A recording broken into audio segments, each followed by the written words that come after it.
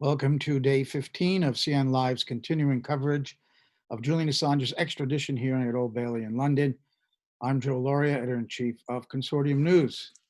Well, today we had two defense witnesses, both discussing the prison conditions at the pretrial detention center in Alexandria, where Assange would go if he's extradited, and at the ADX Florence complex in Colorado, where he would be spending his sentence if he's convicted. The first witness was Yancey Ellis, an attorney who has had many clients inside the Alexandria Detention Center. So he could speak directly about what he saw there. And he was able to see a solitary uh, confinement cell, the one that Gordon Kromberg, the US assistant attorney in Alexandria, in his now infamous affidavit that the prosecution refers to every day, who I should add, Mr. Kromberg refuses to take the stand to be challenged on, but today's witness was one that did, in fact, challenge Kromberg. Kromberg says there is no solitary confinement at the ADC, but in fact, Ellis described a room that was, he said, 50 feet, basically 8 feet by 10 feet. That's a very tiny room in which there is a shelf on top of which there is, I guess, a mattress. I don't remember him even describing a mattress, but a blanket, place where Assange would sleep. And there's a steel toilet and a steel sink and very little else. He said that a person in that cell in Alexandria would spend 22 to 23 hours a day in what anyone would have to describe as solitary confinement. And under COVID-19 restrictions, we later heard it's actually 15 minutes right now. They're being let out a couple of times, a couple of times a day, I should say a couple of times a week, to take a shower. So it's even worse now over COVID-19. Now, Kromberg says in his affidavit that this non-solitary confinement, in which someone is in an 8 by 10 cell for 23 hours a day, that one could communicate with other prisoners by speaking through the door and through the windows. Well, in fact, Yancey Ellis testified that he's been there many, many times, dozens of times with clients. And he testified that, in fact, he could not speak with his own clients when he went for a visit unless the slit at the bottom of the door where the food tray is sent in, unless that is opened, he could not speak at all to his client unless they literally shouted at one another at the top of their lungs. And that would be the only way he could converse. And he would have to go around looking for a deputy to open that food slit, which of course is only open when he's being served food by another prisoner. And that is not when he would be meeting with his attorney. So when he arrived, that slit was closed and he'd need to find a deputy, which he says was not often very easy to do, in order to open a food slit. This is how the consultation between Assange's attorneys and himself would be conducted. And I believe Yancey Ellis said that it wasn't always that easy to arrange and to get an appointment for a client to be visited by his attorney, although it is clear Assange would get such visits, but it would be held under those conditions. And he had again said it's impossible that it was not possible to say you could speak to the other inmates, but if someone had actually visited this unit. So one has to think about whether Kromberg has actually visited one of these units to say, A, it's not solitary confinement, and B, the inmates can have conversations with each other, so they're not isolated completely from other inmates. Therefore, either he's never visited it or he's lying. I mean, there's no other choice between the two. But that's what he puts in there. And of course, the government, the British lawyers representing the US government, have presented throughout this, now beginning on the fourth week of this hearing, that when the government says something, it's true. And this is the way people are conditioned to believe, that the government has the interests of the population at hand. They don't have any self-interest as individual people who have careers, have reputations to protect, who have budgets to try to be increased. They are only doing it in the good heart of the with the heart of the public in their hearts, rather, I'm trying to say, that the government is just saying these things, so we have to believe them. This was a theme throughout these now 3+ weeks, but also especially today. So Ellis also mentioned that Assange would be in those conditions throughout the time until his case was adjudicated. It's continuously referred to as pretrial. but it's more than pre-trial. It's pre-trial, it's during trial, and it would be during any appeals that the U.S. government would have if Assange should win and become acquitted in Alexandria, and if he loses, the Assange's team will most likely appeal this. So he would have to stay in there years. Years is the word he used, in that condition, shouting through the door or talking to a slit where the food is put in. Ellis also said there's no doctor on the staff Alexandria, and they've contracted out some part-time psychologists. Later in the afternoon testimony, which I'll go into detail, by Joel Sickler, who is an advocate for prisoners and prison and sentence mitigation, he said he was also put it was also put to him that psychologists were available in federal prisons, etc., and that they visit them once a week. And he said, well, yes, but does that mean that the psychologist arrives and asks, are you feeling okay? And you having any ideas of suicide? Okay, see you next week. So he's saying just because they visit every week doesn't mean they're actually giving the kind of attention and care and therapy that someone with mental health conditions in isolation would need. So yes, there are psychologists, not on the staff, but contracted, it seems, at Alexandria Detention Center. Now, Lewis, on cross-examination of Ellis, again said this: you don't know, do you, that he'll be put into this confinement, self-confinement, isolated detention in Alexandria, do you? And then later he said, you don't know that he'll be put into SAMS, do you? Now, my impression is the government, we don't know what their intentions are, but everything we've seen so far, the very fact that Assange was arrested for this and is being held in a high security prison in London, Belmarsh, although he's never been convicted of any kind of a violent crime, he's in there with violent offenders, that they are denying him bail, that they are actually charging him with espionage, gives you all the impression that the government wants to throw the book at him for what he did, which was to reveal their misdeeds. And that is what one can conclude, but not know for sure what the intentions of the government are. But one gets the impression that when they're saying, you don't know he'll be in SAMS, you don't know he'll be in isolation in Alexandria, and by the way, isolation doesn't exist in Alexandria. It's saying, it's basically, if they intend to do all those things, and they know they're going to do those things, they're telling the court and the public now that we're going to do this to you, but you don't really know, do you? So we're going to hold this in abeyance. We're hiding this. You don't really know what we're going to do you? But all the while, they very well might be knowing what they're going to do. I find that a little disturbing myself. So that whole line of questioning about you don't know who's going to be in SAMS, you don't know you're going to be in isolation in Alexandria now. The way a prisoner goes to SAMS, special administrative measures, which is another layer of isolation on top of solitary confinement. That would mean fewer visits with family, fewer visits with attorneys, absolutely no contact with in any way with another prisoner. And that would be based only on if the Attorney General of the United States decides that a prisoner possesses defense information or classified information, and he has to be held from other prisons so he wouldn't disclose this. So here's a man whose job, Julian Assange, has been to publicly put out classified information. Now, it's probably true that he still has classified information. He certainly doesn't have access to that right now. He may have in his mind, whatever his condition of his mind is, and we've heard too many disturbing things about that in the last few days. But if he should hold in his mind some classified information, that would be the reason that the Attorney General, whoever that might be at the time, would put him in special administrative measures. I think that could even happen in Alexandria on top of being in solitary confinement. So the fact is that Assange is being seen as a national security risk. This is made clear throughout that. So one can assume that he will be subject to special administrative measures. And this is what Ellis was trying to say, and certainly what Sickler was trying to say. Now, my judgment, and it's easy for me to play Monday morning quarterback, this being Monday as well, it's very easy for me to criticize after the fact what the defense team is doing.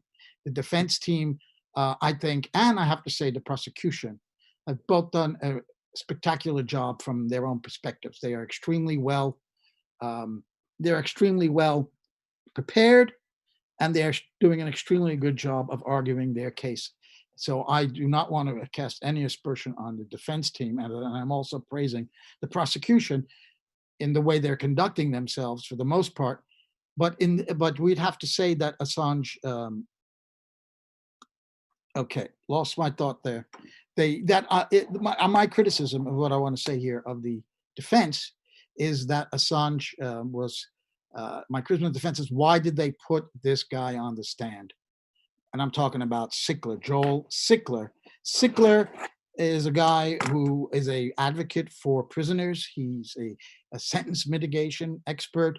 He's dealt with some of the most high profile prisoners in the last few years, like Victor Boot, the very infamous uh, weapons dealer, and Whitey Bulger, the FBI informant and gang leader in Boston.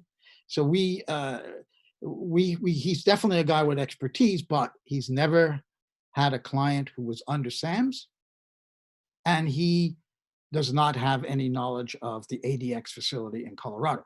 He's never been to the ADX facility in Colorado. He does have one client who's been there for 22 years with communications limited, but not particularly exactly under SAMS. So he's tried to call this SAMS-like conditions, but in fact, they are not SAMS. And of course, that opened him up to the prosecution. And anybody watching this trial, as we have for the past 3 weeks, knows that one of the first things they do is to try to undermine the qualifications of the defense witness. So that opened them up widely to the prosecution saying, you aren't an attorney, you haven't been in ADX, and you haven't even visited the Alexandria Detention Center, certainly not the isolation unit, that you've only heard these anecdotally from other lawyers. He'd stated under redirect examination that the sources he had were very reliable, and they very well might be, but again, opened up the door for the prosecution to undermine this guy, Sickler. So I just question why they even brought him on the stand, because he was essentially just repeating what Ellis did. Now, I understand the defense wants to get witnesses up there that will challenge Kronberg, because Kronberg won't sit on the stand himself. So they wanted to perhaps pile on a little bit here, but I don't know if Sickler added that much to what Ellis had said, and Ellis does have direct experience of what's going on inside Alexandria in any case. So Sickler, I'm not to say that Sickler didn't have some good points to make, but I just wonder why they even called him. And again, this is Monday morning quarterbacking here. So I think I don't want to be someone questioning what the defense does. Many supporters of Assange seem to be so angry at the defense all the time. Why don't they do it this way? Or why don't they do it that way? Well, most of these people are not lawyers. They're not familiar with the case. And on the whole, they've done a brilliant job. As I say, also, the prosecution from their point of view has been doing a job where they're unbelievably well prepared in these examinations, direct and cross. Sickler, so Dobbin, tried to say you aren't qualified, but what she then tried to do is set out that things aren't really all that bad in U.S. prisons. Okay, that and I'm going to go right that there. You can go to the hospital if you're ill, and you're going to get psychological treatment. And again, that's when Sickler rather said, well, how long is that visit by a psychologist last every week? Is it a real serious attempt to help a prisoner? But she then put out, and I gotta highlight this one, because this is, I did a double take, and then on the redirect examination, Sickler also said he found it incredible. It was an incredible moment to hear this, but she cited a report which said that prisoners, and I think she meant ADX, that they actually don't want to leave. Many prisoners, they don't. They like it there. They don't want to leave. And to which Sickler said, well, if it's so great, why are all these prisoners wanting to get out? That his own prisoner in ADX is begging every day to get out of there. So how could it be that they don't want to get out? And the report she cited was that they form strong relationships with prison staff. So on redirect examination, Sickler said it's possible that they're so institutionalized on prisoners that they feel safe there, that they feel it's their home, and they don't want to go anywhere else. But the one thing that didn't come up on redirect is when this is Claire Dobbin, by the way, the Northern Irish prosecutor, whose accent she even admitted was so difficult, perhaps at times, because she talked about a DTNE. And Sickler said, what does that acronym stand for? And she said, well, that's my accent. She meant the word detainee, but it came out as DTNE. I thought it was an acronym as well. But she did not mention in that report may have referred to prisoners who didn't want to be transferred elsewhere. Not that they didn't want to be liberated and back on the street, back with their families, but that they didn't want to leave. She left it at that. Could very well have meant they didn't want to be transferred. And prisoners seem to understand the prison system, and they know some prisoners have worse reputation than others, so they don't want to be sent somewhere else. That maybe they're comfortable, as one could be, in a prison with the prison staff that they formed relationships with. But to say they didn't want to leave without mentioning whether they meant freedom, which is the way Sickler saw it, because that's why he said, you know, if it's so great there, why are they all begging to get out? So that was, that was just kind of the kind of tricks that the prosecution can play here. She says, yes, okay. So at one moment, I think he actually quieted her, Dobbin, which was a victory for him, because she was saying, assuming he did not get access to medical records. How do you know about all this? You don't get the medical records. And he said, no, that's not true. I get these medical records all the time. I study them all the time. They're on my desk every day. That's what I do. So, and he said FOIAs were used to get them at times. So she was wrong about that. And of course, she just moved on to something else. And he had some good examples, Sickler did, in particular, about how some prisoners are treated in a federal prison. And one of them was a client of his in a Brooklyn Federal Detention Center, where this client of his had mental health problems, should have been medicated, and they just didn't believe him, and he started acting up, and they didn't see that as being part of his mental illness, and they beat him, the prison guards did, and they put him in isolation. Finally, he had to be removed. They got a judge to get him out of there into Bellevue Hospital. I think he spoke about another case where he was in a federal prison and he wasn't being given his medication, and they had to intervene to get him removed to a state facility. So, in other words, there are plenty of horror stories to contradict Dobbin's assertion and Lewis's before him that there is that these prisons are really quite not so bad in the U.S. And of course, there are fewer suicides in the U.S. than in British prisons, which statistically has to be true. The prosecutor keeps saying that.